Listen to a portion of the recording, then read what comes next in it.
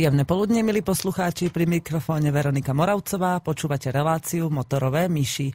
Dnes tu mám špeciálneho hostia, na ktorého som sa už tešila od minulého týždňa. Vítam pri mikrofóne pána Bechera, dobrý deň. Dobrý deň, prajem.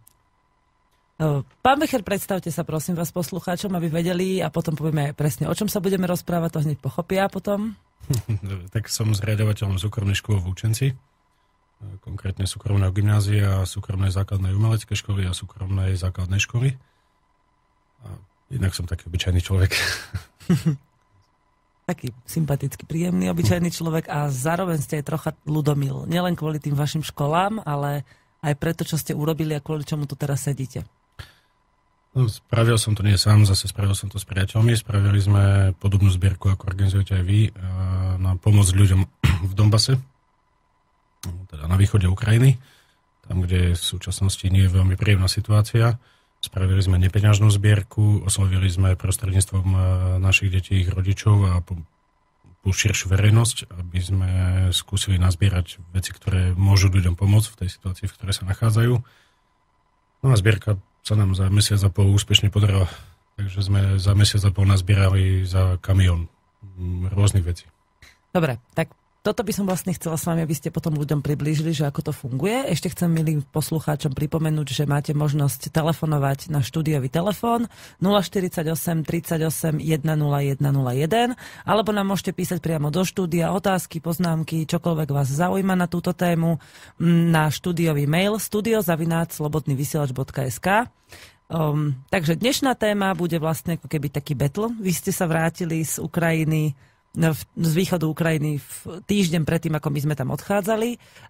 Robili ste vlastne veľmi podobnú prácu, ale skúsenosti a poznatky z tej oblasti máte úplne iné ako my, pretože ste išli inými cestami, iné postupy ste zvolili. Aj celkovo tá vaša časť zbierky mala trocha iný charakter. Keďže ste hovorili, že išla hlavne o nefinančnú zbierku, tak mňa by najskôr zaujímalo, ako sa taký riaditeľ sieti súkromných škôl dostane k tomu, že sa chce venovať humanitárnej činnosti v rámci nejakej vojny?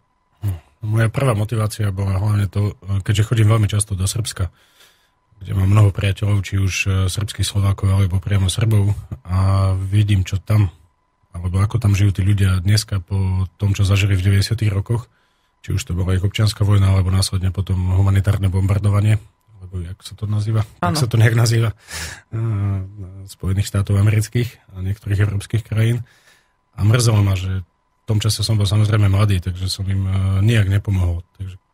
A keďže sa zaujímam o to, čo sa deje na východe Ukrajiny, tak som sa rozhodol, že tak teraz niečo musím spraviť. A keďže mám školy a mám ten potenciál, že môžem automaticky osloviť nejaké množstvo ľudí, tak som povedal, musím to spraviť.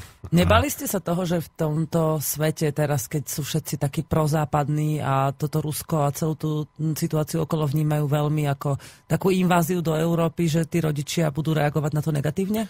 Zbierku sme postavili ako pomoc ľuďom v núdzi, to znamená civilistom. A ja som sa snažil to odprezentovať tým spôsobom, že tá babka, ktorej zbombardujú dom, je v podstate jedno, či padla ukrajinská bomba, ja neviem, bomba od domobrany, alebo ruská, alebo americká bomba na dom. Faktom zostáva, že nemá dom.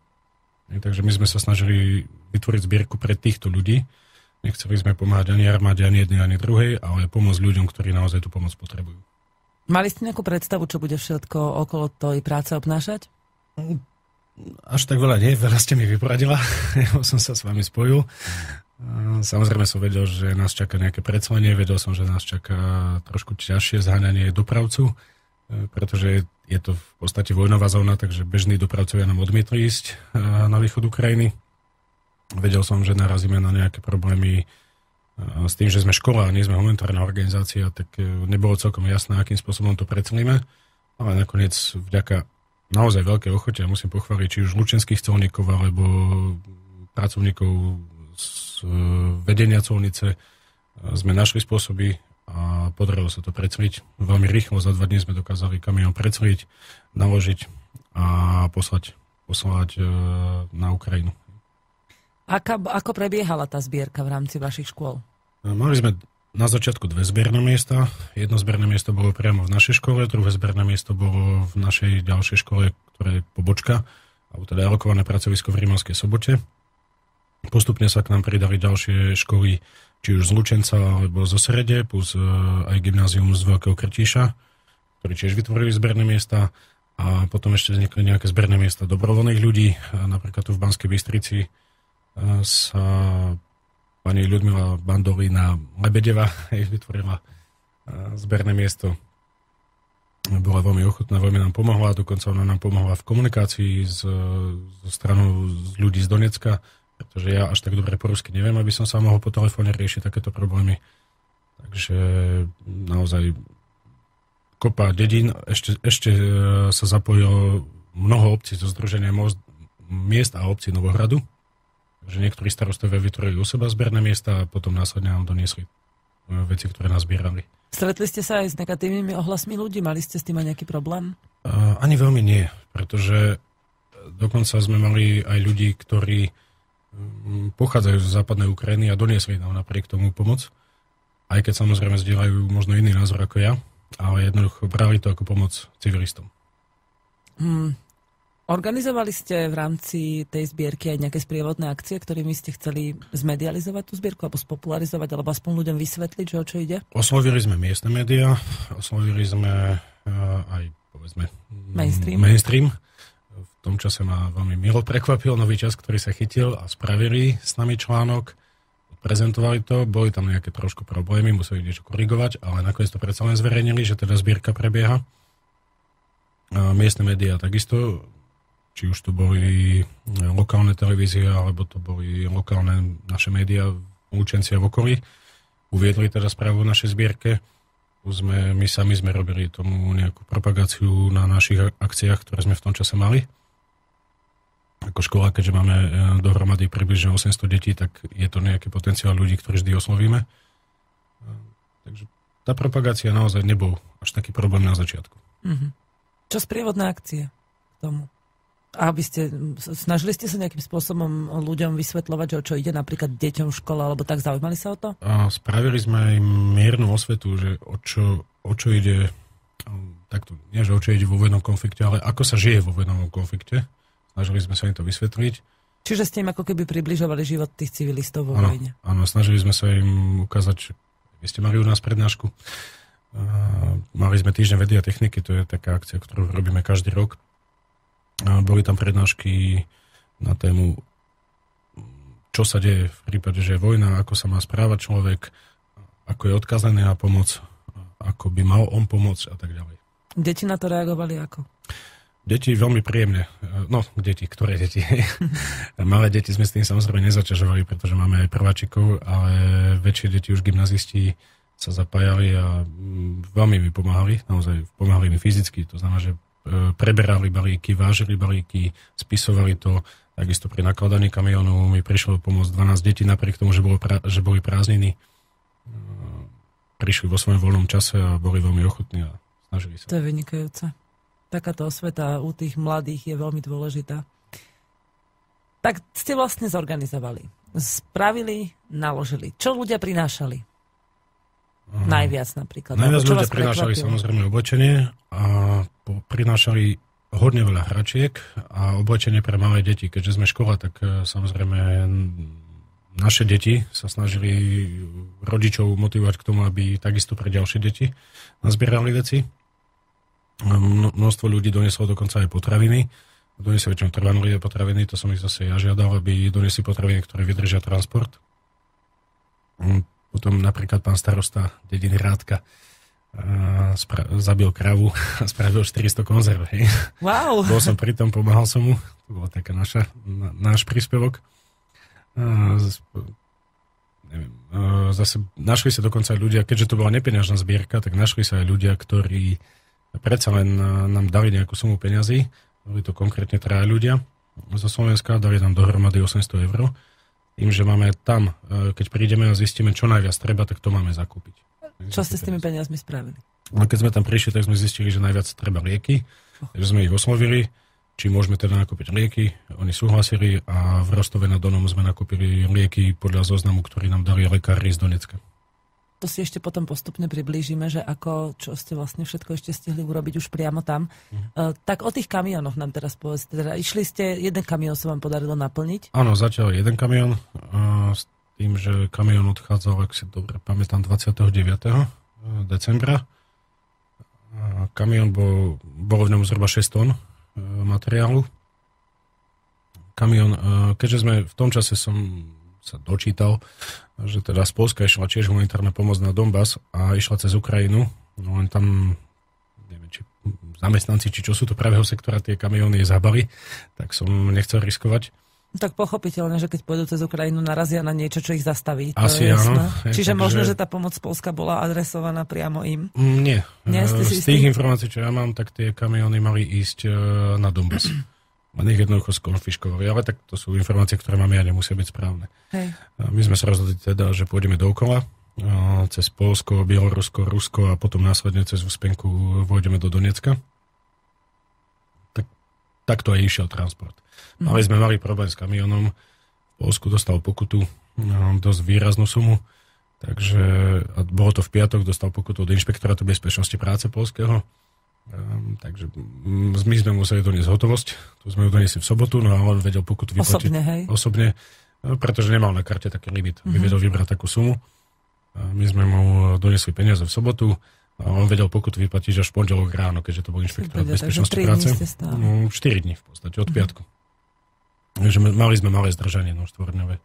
My sme išli, ja s 2 kamarátmi sme išli nezávisle autom, my sme vyrazili 3. Aby ste ho tam dohonili na mieste. Prišli sme za ním do Poľska, dali sme mu peniaze a potom my sme pokračovali ďalej. My sme prišli do Rostova o 3 dní skôr ako on.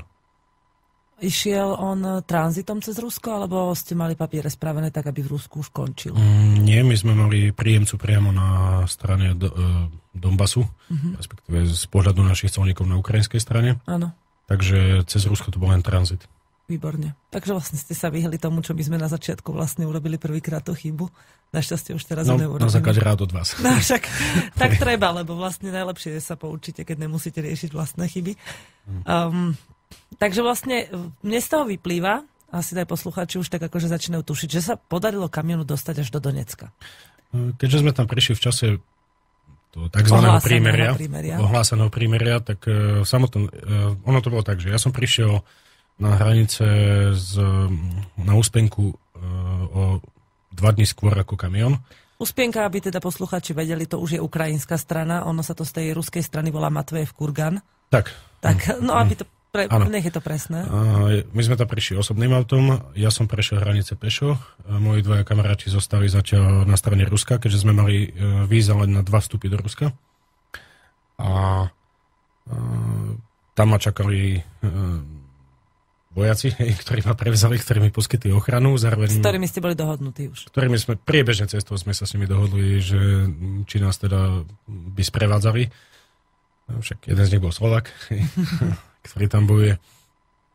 A zároveň prišiel lekár z vojenskej nemocnice, ktorý nám dal zoznam, čo by teda potrebovali, tie lieky. Ten sme ešte preniesli cez hranicu naspäť mojim kamarátom, ktorí sa vrátili do Rostova a začali zariadovať nákup liekov.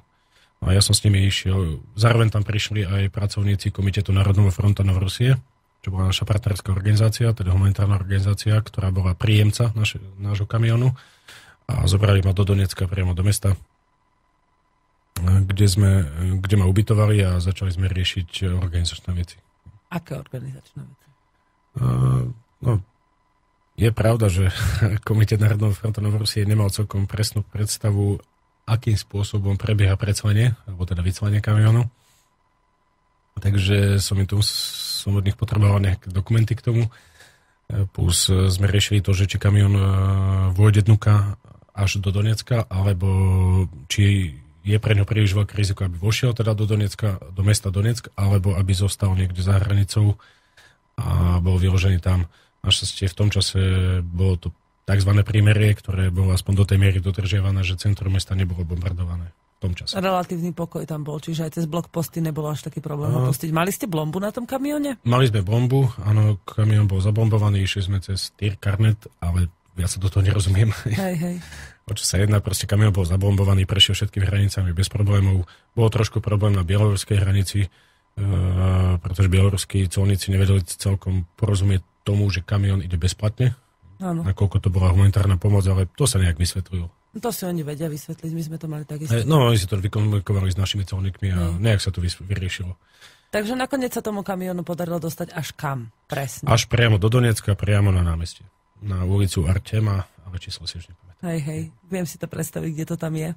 A tam teda, ako to prebiehalo ďalej? Vaši priatelia stále nakupovali lieky v Rostove, ono to potom trvá tak pol dňa, kým sa dostanú do Donecka? Ono to bolo tak, že teraz si už dní nepamätám presne, ale povedzme v útorok som prišli na tú hranicu, mňa vyložili, prešiel som hranicou, oni sa vrátili večer naspäť a v stredu použili ten deň na to, aby nakúpili lieky, kde im zase pomohli, čo zase musím veľmi pochváliť, veľmi im pomohli, Ruská obština, čo je zase humanitárna organizácia, na ktorú nás nakontaktovala ruská ambasáda.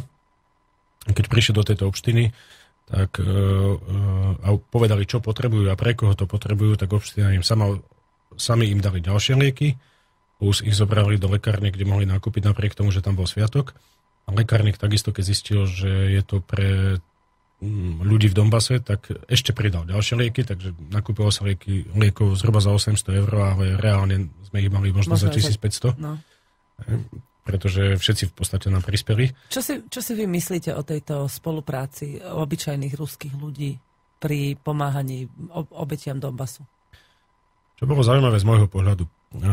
Už keď sme boli v Bielorusku, tak sa nás ľudia pýtali, mali sme humanitárne víza, to znamená, že či už každý colník, ktorý s nami prišiel do styku, každý videl, že máme humanitárne víza. Hneď sa nás pýtal, čo, že prečo. Tak sme povedali, že vezieme do Donbasu pomoc, tak nám tí ľudia chodili ďakovať, že pomáhame. Boli veľmi prekvapení, že zo Slovenska dokonca colníci sa nás bežne pýtali, no a keď sa vrátite domov, tak vás zavrú. Hej, toto všade zaujíma ľudí, pretože som sa dozvedela, že v čase, keď vy ste sa vracali, tak v Litve spravili raziu do humanitárneho strediska, ktoré tiež vysielalo pomoc na Donbas a pozatvárali ich ako teroristov. Tak toto sa nám zatiaľ nestalo teda. Dúfam, že to nie je celoeurópsky precedens. Dúfam, že nie, no ale tam je to také ostrejšie, tam si navzájom tuším zatvárajú už aj veľvyslancov a neviem koho, alebo obvinujú teda z kadejaké činnosti. No, nemôžem povedať, ani v Poľsku sme nemali problém. Poľskí colníci na strane Poľska a Bieloruska. Im to bolo jedno, lebo ste Schengen opúšťali. Opúšťali sme Schengen, videli humanitárne víza, porozprávali s nami pár slov, ale v podstate ich to nie, že by ich to nezaujímalo. Dokonca jeden z tých colníkov mal na sebe aj gregoriánsku stúžku. Fakt? A to bol Poliak. Takže... Super, tak to je fajn. Asi to brali tak, ako to bolo, že chceme pomôcť ľuďom. Nechali vás svojej vôli. Áno, v Bielorusi tí už trošku emócie prejavili, tí sa nám snažili ísť viac v ústretí. Narazili sme na nejaké také technické problémy hľadne auta, pretože auto bolo písané na mňa. Tak raz vypísali papiere na mňa, potom zase na druhej colnici už, keď sme prechádzali, ja som bol šofér, a potom, keď sme prechádzali zase z Ruska do Donecka, tak tam zase colníkom vadilo, že ja som už v Donecku a auto bezo mňa teda je na hranici, takže to tam niekoľko hodín trvalo, keď sa to vyriešilo. Potom teda ruskí colníci navrhli, že nech ja sa vrátim, nech ukážem, že to auto je moje, nech sa legitimujem a potom teda, že pustia auto. No ale že keby som toto spravil, tak by som prišiel o posledný vstup do Ruskej federácie. Takže sme to museli vyriešiť tak, že ukrajinská strana, alebo teda donetská strana, ich colnica preverili moje doklady, potvrdili, že som tam a následne potom pustili aj moje auto dnuka bezo mňa. No. Dá sa, všetko sa dá, keď človek chce a možno, že niečo spravili aj tie humanitárne víza s tým. No keď ste donesli keď tí vaši druhovia donesli tie lieky, tak sa išiel vyclievať asi ten kamión. Kamión a oni prišli naraz. To sme už tak zladili, pretože aj kamión požadoval ochranu, alebo teda majiteľ spoločnosti, ktorá nám kamión poskytla. Asi aj šoférovi to padlo celkom. Aj šofér bol taký nesvoj, sa pýtal, veď sa tam strieľa. Nebojte sa, momentálne sa tam strieľa iba tak ďalej trošku, že síce počuť streľbu, ale nejak som buď nevidel, takže nepadali bomby pri mne. Tak sa dal presvedčiť ten šofér, že teda išiel s nami aj dnuka. Samozrejme niekoľko hodín to trvalo, pretože ruskí colníci tiež neboli na to zvyknutí, že kamión prišiel zabombovaný. Teda oni chceli pozrieť, čo je v ňom, ale zase bombu nechceli porušiť. Jak si to vykonzultovali? Ja Zoznamy neviem, chceli vidieť? Zoznamy sme mali pripravené, len čo sme zase vyspravili chybu, zabudli sme ich dať v azbuke. Takže síce boli akože spokojní, že máme 12-stranový zoznam, ale na druhej strane nevedeli, čo v ňom je. Vy ste to nepotrebovali úradne preložené?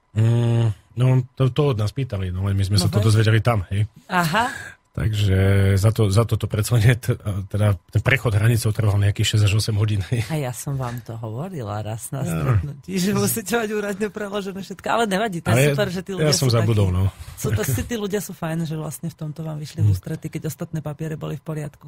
Ako ich komunikácia bola taká zvláštna, že keď som tam prišiel a povedal som, že mám problém, tak ma ten colník ruský najprv vyhodil, že tak keď nechceš pečiatku do pasu, tak poď preč, hej, tak ma vyhodil, tak som vyšiel vonku, dobre, však on mal samopal, tak ho počúvnete. No a potom prišiel za mnou a povedal mi, že ja ti rozumiem, len počkaj. Hej, a nechal ma čakať 2-3 hodiny, ale vyriešil to. A potom prišiel ešte za mnou, no nečakaj tu vonku podnúka. 2-3 hodiny, to je ruská minútočka. Hej, a to všetci tí colníci, oni síce boli strašne prísni, dalo sa s nimi pohnúť, ale na druhej strane boli strašne priateľskí. Zobral ma dnuka a varil mi čaj. Áno. Posadil ma k sebe. To je typické ruská pohostinnosť. No a na tej strane Donbasu, tak tam to bolo zaujímavé s tými colníkmi, tak tí sú... To sú povstalci. Kozáci konkrétne, tuším, túto colnicu chránia. Takže tí mali úplne iný prístup, tí všetko nám chceli zase pomôcť, čo sa len dalo. Áno. Videli, čo robíte. Vedeli, čo robíme, takže si to vážili. Čiže prvá otázka, nezavrú a zase to isté. Ale bola tam taká komická situácia, no pre mňa komická, že jeden z tých colníkov sa pýta, no tak niečo nám tu dajte, však my tu tiež nič nemáme, že nemáme poriadne čo jesť a tak, a viem, však nemôžeme, ešte kamión je zabombovaný, nemôžeme z kamiónu dať nič. A vojak, ktorý bol so mnou, vraví, no nič nemáme, ja som mal pár cigariet, tak som mu dal aspoň cigarety. A ten vojak mu vraví, no nič nemáme, iba granáty. On tak daj granát, ani to nemáme.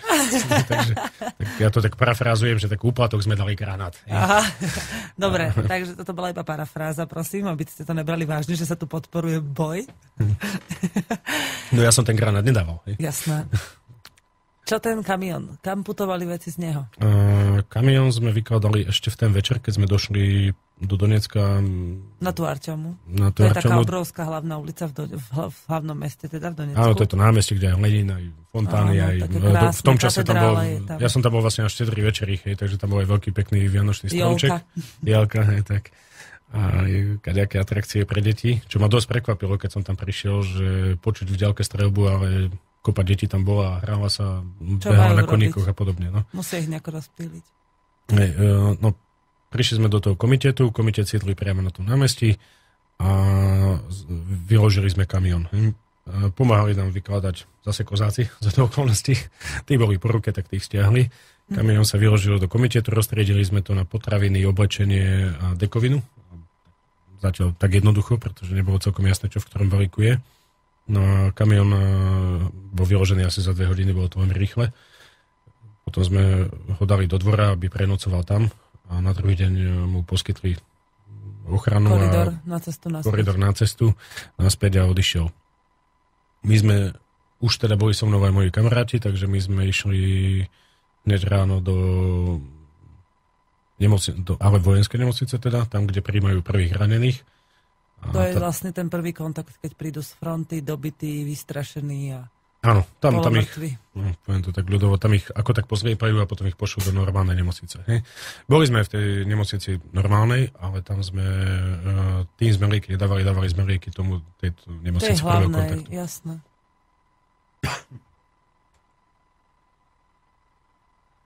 No, lieky sme odovzdali asi 6 doktorom. Ja už naozaj neviem, ktorý bol čoho doktor. Chceli prísť sa zúčastniť toho preberania, hej? Áno. Stále sme mali doprovod, stále sme mali 1-2 vojakov so sebou. To tam musíte mať všade. No. Mali ste možnosť sa stretnúť aj s nejakými pacientmi, ktorí tam boli? Alebo vtedy v tom čase bolo prímerie, takže asi veľa nových neprichádzalo? V tom čase tam neležal žiadny pacient, pretože naozaj bolo prímerie. A keďže nám končili víza, tak sme už veľmi čas nemali, mali sme len ten deň na to, aby sme obišli, čo sa dalo, takže nie, pacientov konkrétne som nestretol. Tak sme tu opäť s pánom Becherom v druhom vstupe. Stále pripomínam, že môžete nám telefonovať na štúdiový telefón 048 38 101 01 alebo písať na štúdiový mail studio@slobodnyvysielac.sk. Rozprávame sa o ceste pána Bechara na východnú Ukrajinu s humanitárnou pomocou. Hneď nám prišiel aj mail, tak ho prečítam, aby sme priebežne odpovedali posluchačom. Dobrý deň, Veronika. Neuvažovali ste v súvislosti so zbierkami osloviť RTVS alebo vôbec nereagovali? Veľmi si vážim vašu prácu.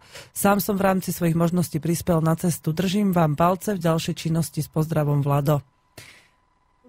Tak o tom, ako ste vykontaktovali médiá, ešte chvíľočku budeme asi hovoriť. Ja len toľko poviem, že my sme vlastne najprv kontaktovali RTVS, ale potom sme vlastne z takej nejakej komunikácie priebežne upustili a rozhodli sme sa ísť zo začiatku cestou tých alternatívnych médií, pretože a o tomto by som vlastne mohla hovoriť potom niekedy v inej relácii ohľadne médií, ale ja poviem len v krátkosti, že médiá, ktoré klamú a ktoré dovolia podporovať tento konflikt zo strany Západu tým, čo si nechajú diktovať, že sa môže a nemôže vysielať, tak podporovať tieto médiá tým, že vy im dáte informácie, oni si ich potom prekrútia podľa seba, s týmto ja nesúhlasím osobne. A pokiaľ nemám 100% záruku, že tie informácie, ktoré im dáme, prejdú tak, ako majú, tak to jednoducho v tejto situácii nemôžeme urobiť, pretože by to zničilo našu prácu, aj prácu všetkých ľudí, ktorí sa do tejto zbierky zapojili. Povedzte mi vy tak, ešte ste teda... Moje skúsenosti? No, ako na začiatku tá propagácia išla jednoduchšie. A keď som sa vrátil z ciest, tak Nový čas mal napríklad oslovili, že by chceli so mnou urobiť rozhovor, ako dopadla zbierka, keďže na začiatku viedli o nej článok, no len žiaľ Bohu im zakázali so mnou urobiť rozhovor. A potom so mnou robil rozhovor ešte Život. A momentálny stav je taký, že pred týždňom asi sa riešilo to, či to uverejnia alebo neuverejnia, lebo že som tam povedal veci iné, ako je všeobecné zameranie našich médií. Všeobecné zamerané na klamstvo. Čiže vy, ak ste povedali náhodou trocha pravdy, tak pozor na to. Bolo to definované asi tak, že ich postoj má byť proukrajinský. A že môj postoj nie je proukrajinský. No. Takže dneska som si kúpil ten Život, nenašiel som tam ten článok. Dneska to malo výjsť. Neviem, buď som zle hľadal, alebo to tam nie je. Ale Zemavek vydal tento mesiac článok jedného žurnalistu, ktorý bol so mnou na poslednej ceste. A ten článok vlastne opisuje to, čo sme tam zažili my, o čom ja tiež budem dneska chvíľku rozprávať, ale mňa viacej zaujímajú tie vaše dojmy z tej cesty. A to by som hneď ešte na sekundu vás prerušila, lebo prišiel jeden mail, tiež chcem len v rýchlosti odpovedať. Zdravím, chcel by som sa opýtať, ako sa volala pesnička, čo práve hrala, ďakujem, a ešte, či je možnosť ísť niekedy s vami na Ukrajinu. Tak ako ste počúvali pána Bechera, tak každý má možnosť sa tam dostať. Nebol problém ísť tam. Problém je samozrejme finančný, keďže ja som robil naozaj nepeňažnú zbierku a peniaze, ktoré nám traja ľudia dali, sme použili vyslovene účelovo. To znamená, že z tých peniazí sme nepoužili nič na náhradu, na náklady, na cestu a podobne.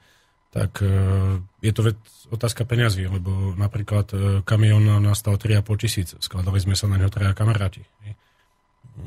Potom samotná cesta, to sme zase s ďalšími 2 kamarátmi som išiel, tá nastala nejaké 2 500. Zase len my sme sa na ňu skladali, nikto nám na ňu peniaze nedal. Všetko je to otázka toho, že či ste schopní dať toľko peniazy dohromady a ísť sa tam dá. No a samozrejme miera rizika, ktorú nesiete pri tom. Hej. A samozrejme s tými dokladmi a s takýmito vecami všetci máme maily, sme verejne dostupné osoby, čiže môžete sa opýtať, my vám radi na toto odpovieme. A pesničku môžem potom asi zavesiť niekam, ak to dokážem vyťahnuť túto... Niečo nám tu zrní. Čo to je, neviem. Je to...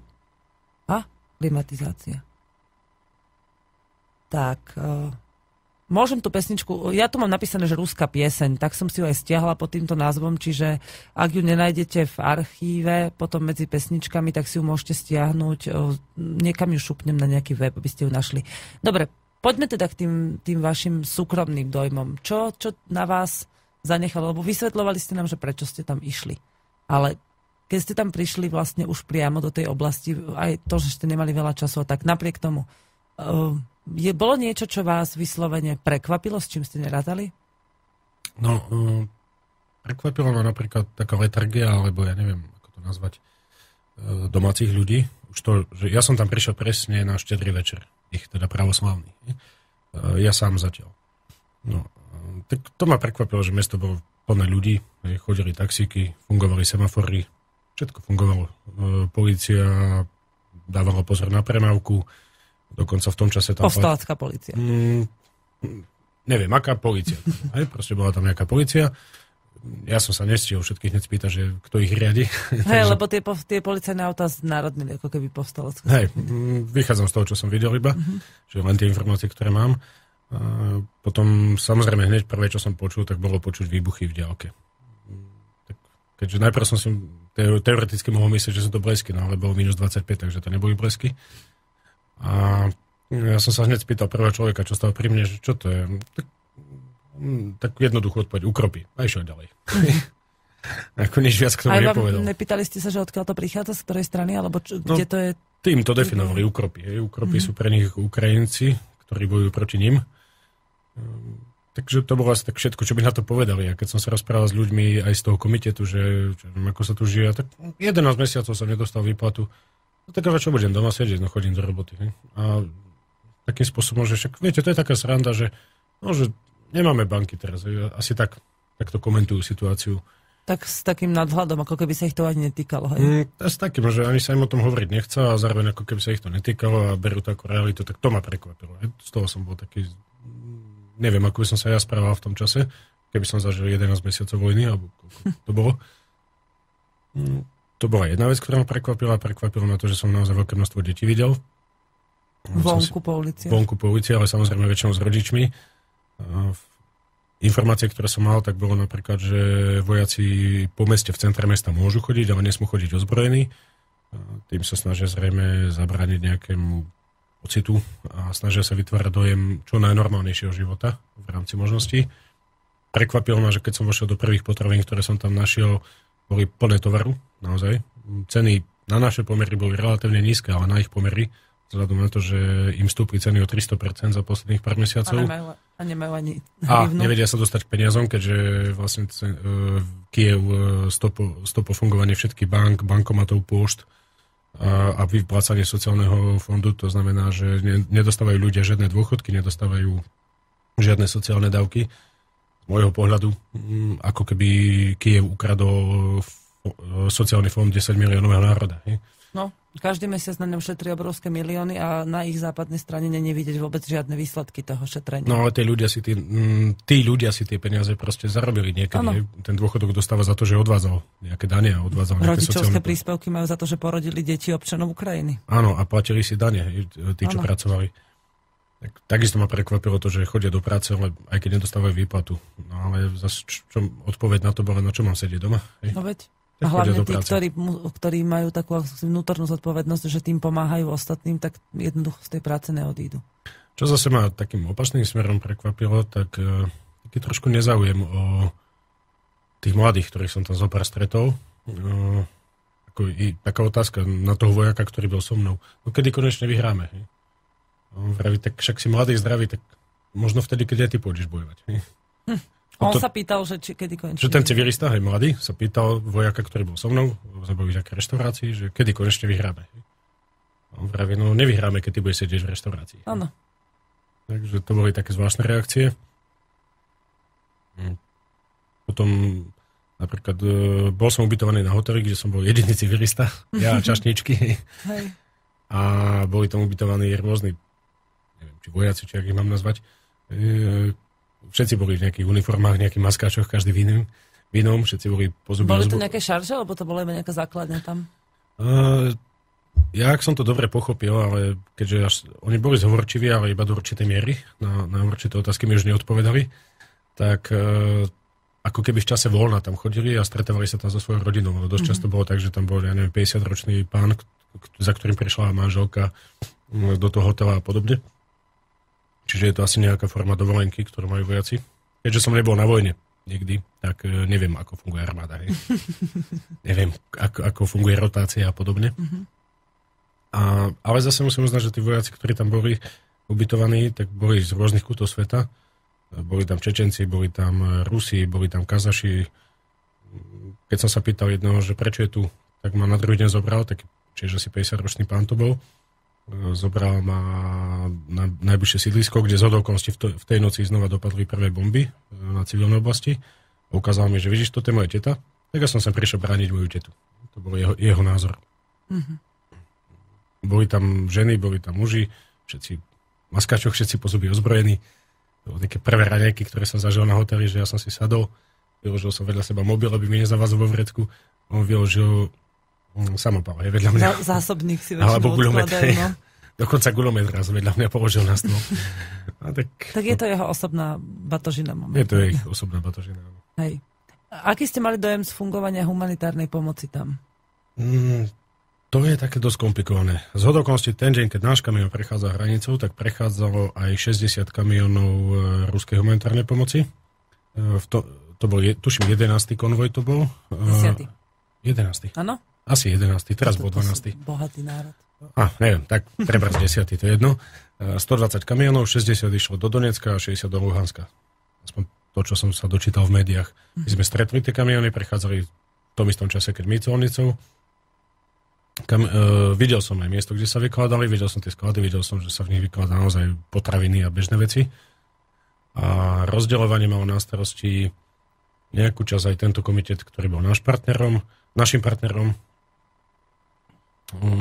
Pre mňa trošku nezrozumiteľne fungovali. Málo o tom rozprávali ľudia.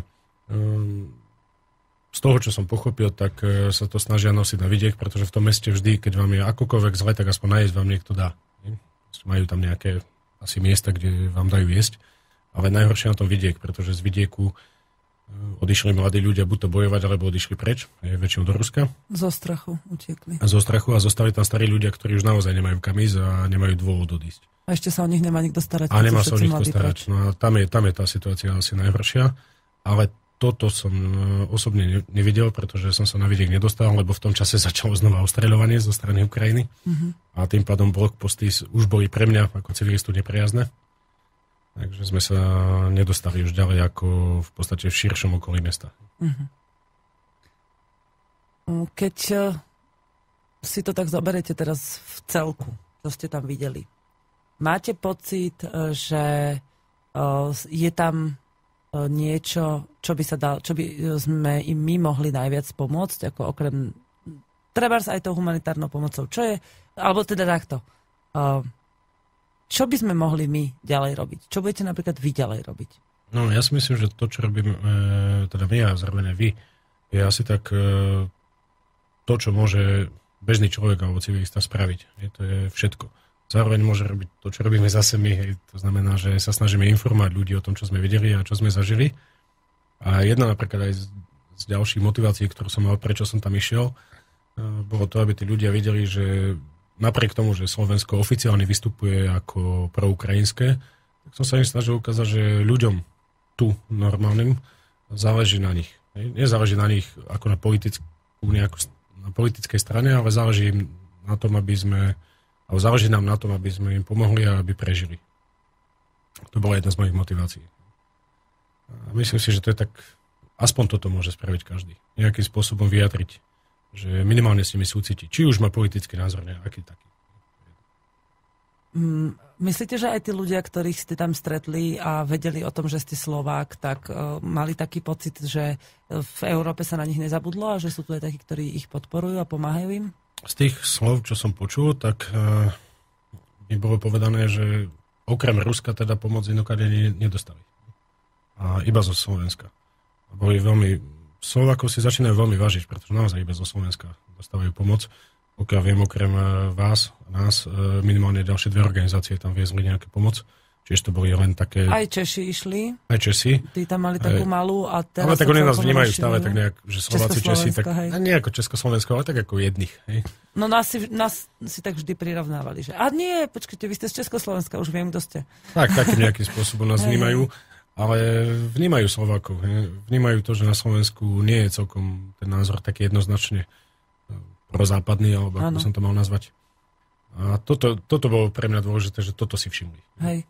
Musím inak povedať, že na náš sklad, ktorý ešte nie je celkom teda pripravený na odvoz, lebo ešte stále nám chýbajú auta nejaké, tak už prichádzajú veci z Nemecka. Už 3 várky prišli z Nemecka, teraz naposledy z Berlína.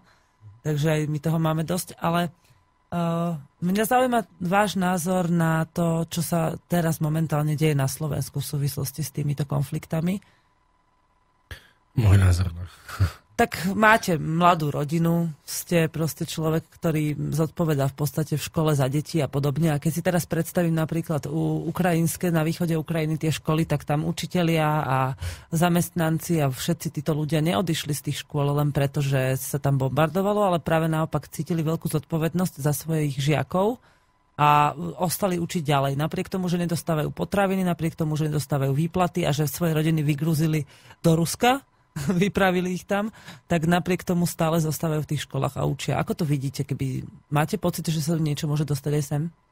Už v roku 2008, keď prišla to hospodárska kríza, aj k nám na Slovensko, medzi priateľmi som povedal, toto neskončí nejak inak len nejakou vojnou. Ja som čakal, že to bude skôr. Dobre, prišla vojna až teraz. Neviem, do akej miery tá vojna zasiahne celú Európu. Dúfam, že nie.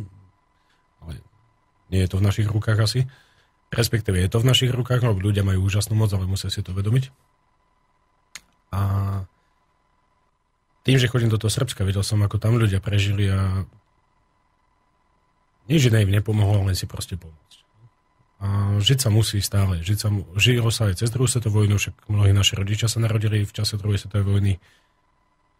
Žiť sa proste musí.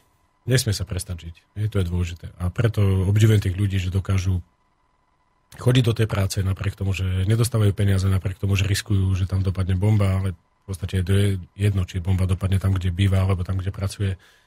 A toto isté by asi sa malo deť aj u nás, ak niečo takéto nastane. Dúfam, že nie. Jednoducho robiť si ďalej svoju prácu najlepšie, ako viem. Pomáhať, byť k sebe lepší, sme na seba dosť zlí ľudia. Za jeden príklad uvediem takú vec, ktorá sa stala u nás na škole. Zber papiera. Odjak živa, čo ja si pamätám, každá škola organizovala zber papiera.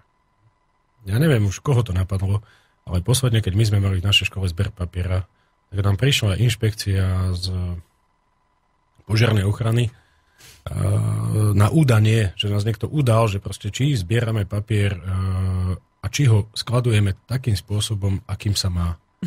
No už koho toto napadlo, neviem, ale som si povedal, no, ak toto ľudia sú schopní riešiť a udať školu za to, že zbiera papier, tak ako čo mám na to povedať? No, samozrejme, kontrola dopadla normálne. A tí ľudia z tej kontroly boli príjemní. Tiež sa čudovali. Ale ja už toto nepochopím. Pokiaľ sme schopní si takéto malé zlé veci robiť, tak potom asi potrebujeme tú vojnu, aby sme si začali znova vážiť veci, ktoré majú hodnotu. Neviem, to je môj názor. Ja si to tiež myslím. Že niektorí, a dokonca som sa stretla aj v Donecku s ľuďmi, ktorí sami povedali, že pre náš národ, ako pre nich, hovorila to jedna pani, to citovala, že toto je veľké poučenie a mali by sme začať chápať, že prečo sa to deje práve nám. Neviem. A ja dúfam, že Slovensko sa nedostane na tú úroveň, že budeme musieť chápať, prečo sa to deje práve nám a že sa nám to neudeje, ale ak sa toto stane, vy ste vypovedali brannú povinnosť? No, ja som taký zaujímavý prípad. Ja som sa nejak stratil v tých vojenských kartotekách. Niekdy, v čase, keď ešte bola vojenská povinnosť. Teraz sa hlásite k tomu. Nie, tak už mám vek na to zase. Ale mňa zabudli zavolať aj na odvod. Takže ja som nebol nikdy odvedený, lebo jak si som sa stratil. Už nemám ani modrú knižku, ale nebol som nikdy. Takže vás možno hádam ani nikdy nepredvolajú. Neviem, je to možné tým, že naša rodina sa sťahovala viackrát za socializmu a asi som zostal v nejakej kartotéke zapadnutý tak, kde... Neviem, ja som proste nebol na odvode. Takže. Jasné. Ale čo by ste sa... Ja viem, že v tej situácii, keď už k tomu príde, tak sa každý zachová možno aj inak, ako by očakával. Ale aký je váš, keď sa pozrite sám do seba, že čo by ste spravili? No, určite by som odmietol ísť bojovať. Pretože nebudem bojovať kvôli tomu, že sa nejakí ľudia, ktorých nepoznám, nevedia dohodnúť. Hej. A politikov ja nepoznám. Osobne ich nepoznám, čiže ja neviem, čo oni vlastne riešia a prečo to riešia. Odo mňa na to mandát nemajú, takže ja nechcem takých ľudí. Čo by vás prinútilo, aby ste zobrali do ruky zbraň? No to už je zase druhá vec. Nikdy nehovor nikdy, takže samozrejme, keby bola ohrozená moja rodina, tak pravdepodobne by som to nenechal len tak. Hej. Viete, čoho sa ja najviac bojím? Slovensko je bezvýznamné, to znamená, že fronta, ak by nejaká bola, alebo tak, ako aj bola cez druhú svetovú vojnu, tak cez nás iba prešla hore-dole. s nejakými malými dôsledkami. Nič významné tu nie je, nejaké veľké boje o nejaké strategické miesta tu nemajú prečo byť. Teraz sme strategicky na hranici Schengenu. Áno, ale iba, že sa cez nás prejde, nič viac. Hej? Nemáme tu, ja neviem, nejaké fabriky na tanky obrovské, však to všetko je zrušené už, takže nie je tu o čo bojovať. Ale to, čo sa dialo presne aj cez druhú svetovú vojnu, alebo v ktoromkoľvek konflikte, či v Jugoslávii, alebo teraz na Donbase, v čase konfliktov sa dostanú k moci ľudia, ktorí by moc nemali mať. Či už na regionálnej úrovni, alebo celonárodnej úrovni. A presne sa začne stávať to, čo sa tam deje, že sa dostanú ľudia k moci, ktorí si riešia svoje nejaké osobné problémy alebo emócie, alebo neviem čo už presne si riešia a budú sa mstiť na bežných ľuďoch. Bude sa mstiť na svojom susedovi, bude sa mstiť, ja neviem, na dievčine, ktorá dakedy ho odmietla, alebo na niečom inom. A títo ľudia sa dostanú k moci, pretože tí ostatní, tí normálni sa budú snažiť zachrániť si rodinu a budú sa snažiť fungovať medzi susedmi a medzi ľuďmi, ktorí budú okolo nich čo najlepšie a čo najpriateľskejšie. To ste teraz premietli vlastne veľmi podobnú situáciu, ako sa deje tam. To prináša každý konflikt. Hej, úplne naturálni ľudia so svojimi základnými proste pocitmi a potrebami. Dobre. Tak opäť v poslednom vstupe sme tu s pánom Becherom, rozprávame sa o jeho ceste na východnú Ukrajinu s humanitárnou pomocou. Ešte stále môžete písať priamo do štúdia na štúdiový mail studio@slobodnyvysielac.sk alebo telefonovať na štúdiový telefón 048 38 101 01. Dneska sme o nejakých 10-12 minút budeme kratšie, lebo ja sa teda osobne niekam veľmi ponáhlam, tak sa ospravedlňujem. Takže najbližších 23 minút budeme venovať nastávajúcej činnosti. Máte nejaké plány, čo sa týka východnej Ukrajiny? Beriem začiatok zbierky a teda tú časť zbierky, ktorú sme uskutočnili a zároveň to množstvo ľudí, ktoré nám pomohlo a teda prispelo do zbierky, alebo tých ľudí, ktorí nám priamo pomáhali, čiže v organizácii alebo v iných veciach. Beriem to ako záväzok. To znamená, že rád by som pokračoval v zbierke. Budeme pokračovať určite, keď nazberáme ďalší kamión, určite ho zavezieme na východnú Ukrajinu. Pôjdete aj vy? No, ak ma doma pustia, tak pôjdem. Tak sa pokúsime zabezpečiť nejakú lepšiu ochránku posteleckú. Ale tak v tom čase, keď ja som tam bol, tak tá ochránka nemala žiadnu prácu so mnou, lebo naozaj bolo síce počuť tie výbuchy, ale bolo ich počuť v diaľke. Hej. Takže vlastne chcete pokračovať s tým. Áno, chcem pokračovať. Považujete za zodpovednosť. Priniesli ste ľuďom aj nejaké výstupy tej vašej činnosti? Spravili ste nejaké video? Videa nemáme, ale máme množstvo fotiek. Pretože nemali sme zo sebou kameru, mali sme zo sebou len fotoaparáty, takže máme fotky priamo odozdávania či už tých liekov v nemocnici, alebo máme fotky odozdávania priamo balíčkov aj konkrétnym ľuďom. V čase, keď my sme vykladali kamión, tak tam boli zástupcovia asi 2 škôl a plus nejaké dediny. Ale teraz si nespomínam na názov tej dediny. No a následne nám poposielali títo ľudia fotografie, ako si prebrali tí, ktorým bola určená pomoc. Kde to môžu posluchači nájsť? No, na stránke našej školy. Môžem to povedať? Jasno? Ak vám to nevadí? www.sgmlc.sk/zbierka. Tam by mali postupne popribúdať všetky materiály. Keď si to hodia do Google, čo tam môžu hodiť? Súkromné gymnázium Lučenec. Súkromné gymnázium Lučenec a tam nájdú vlastne fotky v nejakej galérii, hej? Tak. Je to nejako oddelené? Že je to zbierka. Nájdú tam kolónku zbierka. Uh-huh. Ako by ste to celé zhodnotili? Keď ste do toho išli na začiatku s nejakou predstavou, tak splnili sa tie vaše očakávania? Zapojilo sa dosť toľko ľudí, koľko ste chceli, alebo... No zapojilo sa viac, ako som čakal, takže áno, bol som veľmi milo prekvapený. Však už len to, že sme mali 763 balíčkov. Takže to je počet ľudí, ktorý prispel. A veľmi ma prekvapilo, že sa zapojili ľudia z celého Slovenska. Kopa ľudí z Bratislavy mi doniesla veci, doniesli mi ľudia veľké množstvo z Banskej Bystrice, veľké množstvo ľudí z okolia Rimavskej Soboty, Lučenec, Krtíš, Sereď. Naozaj, bol som prekvapený z toho, že keďže sme regionálna škola, tak do zbierky sa zapojili aj ľudia mimo nášho regiónu. Spoznáte teda okrem mňa ešte iných ľudí, ktorí organizujú nejaké podobné paralelné zbierky s týmito? Osobne nie, akurát z médií som zachytil, že z východného Slovenska tuším dvaja ľudia ďalší expedovali. Áno, tam bola katolícka cirkev, hej, to bola jedna. Aj gréko-katolícka. A ešte aj oni. Aj gréko-katolícky. Tí vypravovali, neviem, či dokonca nie až 2 kamióny, ale bolo to, myslím, že na Jojke, alebo niekde to bolo v správach. No, v niektorých to bolo, hej. Poznáte nejaké zahraničné organizácie, teda okrem tých Čechov, čo som spomínala, že by niečo vysielali? Ani nie. Prečo si myslíte, že to tak je? Čo mňa prekvapuje je to, že však u nás máme kopu nevládnych a neziskových, ja neviem, akých organizácií, ale o žiadnej som nepočul. Možno mám málo informácií, ale nepočul som, že by organizovala niečo. Neviem, asi majú iný účel fungovania. Alebo majú iné problémy. Neviem. Možno, že sú dosť ďaleko od toho. Alebo nie sú Slovanmi. Neviem. Ako podľa mňa by sme mali pomáhať tam, kde to treba. Ja chápem to, že treba pomáhať aj v Afrike, ale zase toto je náš sused. Toto je za našimi hranicami, takže pomôžeme najprv sebe, pomôžeme svojmu susedovi a potom pomôžeme ďalej.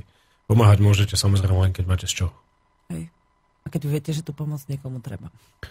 Tak treba vždy pomôcť, ale otázne, či... Ale sú ľudia, ktorí radi zatvárajú oči pred tým a radšej si povedia, že ale veď sám mám málo.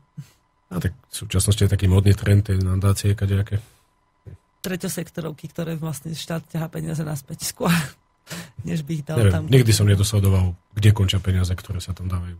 Hej, to pri málo ktorých organizáciách sa podarí dosledovať. My sme s tým mali tiež zo začiatku problém, že nás ľudia bombardovali a sme nemali vytvorený systém, ani som si ho nemal tie skopírovať, lebo vlastne to tie neziskové organizácie nerobia.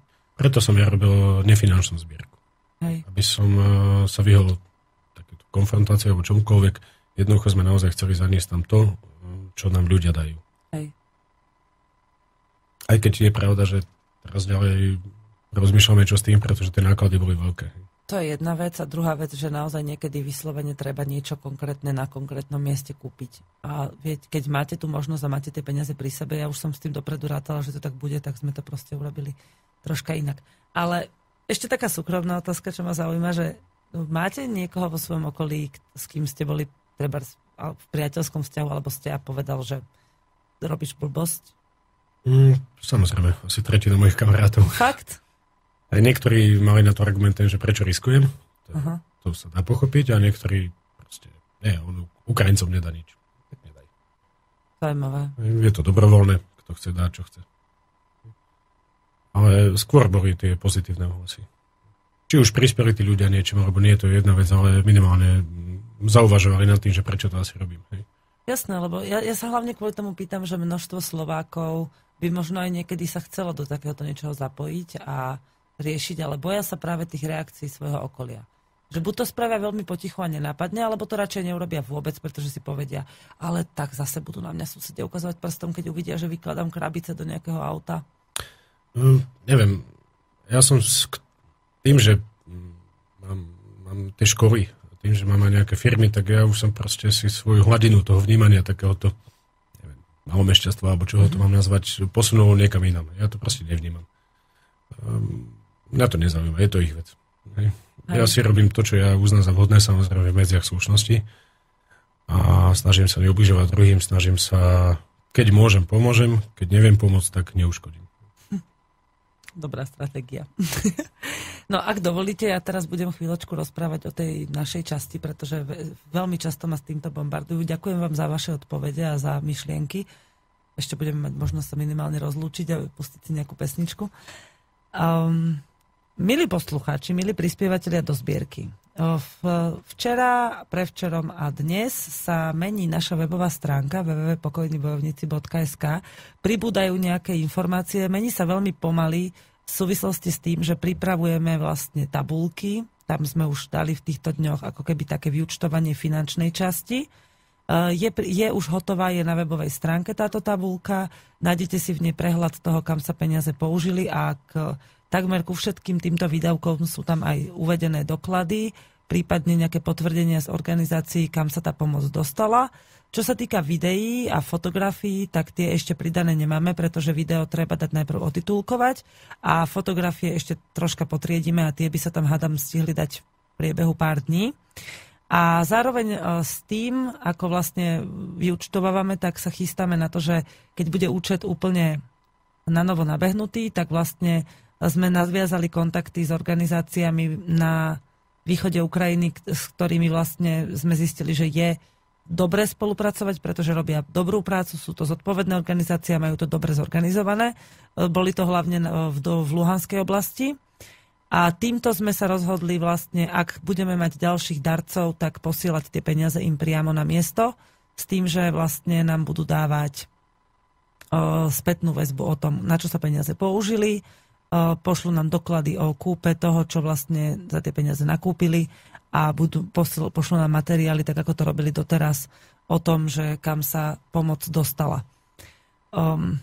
Posledných pár dní, viac menej nejaký týždeň aj niečo od nášho návratu, som rozmýšľala nad tým, že ako by sme ešte mohli prispieť k informovaniu verejnosti, k tomu, aby si ľudia uvedomovali, že ako sa dá pomáhať nielen informačnými zdrojmi a podobne, ale aj vlastnou energiou, vlastným šírením a vlastným životom ako takým, že tou zmenou života tiež môžete určitým spôsobom prispieť.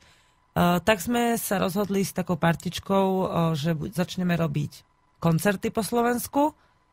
Ich konkrétna forma bude jasná v priebehu tohto mesiaca, ale už teraz vás chcem vyzvať, a bude to aj na webovej stránke, v každom meste, kde máte záujem nám pomôcť s organizáciou nejakého podujatia, spojeného aj s výstavou obrázkov, ktoré kreslili deti Donbasu. Priamo ich dovezieme, tieto obrázky naživo. Budú sa tam dať, hádam, asi aj zakúpiť tieto obrázky, aj bude tam výstava fotografií a plus nejaké sprievodné diskusné akcie. Tak máte možnosť nás kontaktovať a my sa teda pokúsime priamo v tom vašom meste zorganizovať takéto podujatie. S organizáciou a so všetkými ostatnými vecami sa zatiaľ môžete obracať na web Pokojných bojovníkov a budúci týždeň v relácii Motorové myši sa budem rozprávať so spoluorganizátorom tejto akcie a možno, že aj s dvomi, ešte uvidíme, či budú mať obidvaja čas a budeme preberať, čo je vlastne dôležité, akým spôsobom informovať ľudí a akým spôsobom aj s vlastným životným vzorom pristupovať ku zmene spoločnosti, k lepšiemu, hlavne čo sa týka týchto vojnových konfliktov, pretože nielen to, prečo vznikajú, ale aj kto ich udržiava pri živote je dôležité a dôležité je aj naša sila, ktorá sa ich snaží zastaviť a navrátiť mier a pokoj do krajín, kde je práve ten najväčší konflikt. Čo sa týka čoho? Čo by vás ešte tak mohlo zaujímať? Maily sme pozreli. Každopádne, v každý deň, keď sledujete správy, keď sledujete všetky tie informácie, čo sa deje vo svete, stále sa niečo šíri, stále niečo tam tlie. Napríklad teraz, vidíte, pán Becher, však to ma zaujímalo vlastne na začiatku, len som na to zabudla. Ste hovorili o tom Srbsku. Všimli ste si teraz, čo sa deje v tých srbských mestách, tie nové bitky a tie konflikty? No, keďže tam naozaj často chodím, tak moji priatelia, ktorých tam mám, mi vraveli, že Kosovo a teda Albánsko a všetky tie vzťahy ešte nie sú uzavreté. Veľmi ťažko niesli Srbi napríklad tú gay parádu, ktorú tam zorganizovali v Belehrade. Toto naozaj pre nich ako pravoslavných bola dosť veľká urážka, že to museli zniesť a že im to Západ nanútil. Takže ja si myslím, že Balkán ešte nepovedal posledné slovo. A vidíte za tým aj niečo také, ako čo bežný civilista nevidí a je to tam? Cezar to tuším povedal, rozdeľuje pánovi. Jugoslávia bola ekonomicky silný štát. Takže urobili tam takisto nejakú habaďúru na schvál. To isté je aj s Donbasom alebo s Ukrajinou, neviem. No, ja prirovnám momentálne Donbas, to, čo sa tam deje, alebo Ukrajinu ako takú, ale to je môj názor, len prirovnám to takisto ako k Vietnamu. Je to americko-ruská vojna na cudzom území. Keď ešte takú poslednú otázku a hlavne aj na zamyslenie pre poslucháčov.